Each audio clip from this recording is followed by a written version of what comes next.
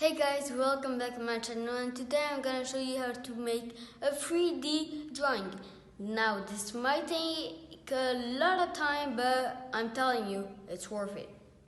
So all you need is paper, a pencil, and a marker. You're gonna start doing the outline. Now I'm doing the outline like this, but this is the tricky part for me. The fingers. Now I hate doing the fingers because see, that's exactly why. Now, be careful with the fingers, or else this whole experiment might just be doomed. So, you're gonna do this. You're gonna do this. Boom, boom, boom, and then bam. So what you're gonna do is that you're gonna do like me.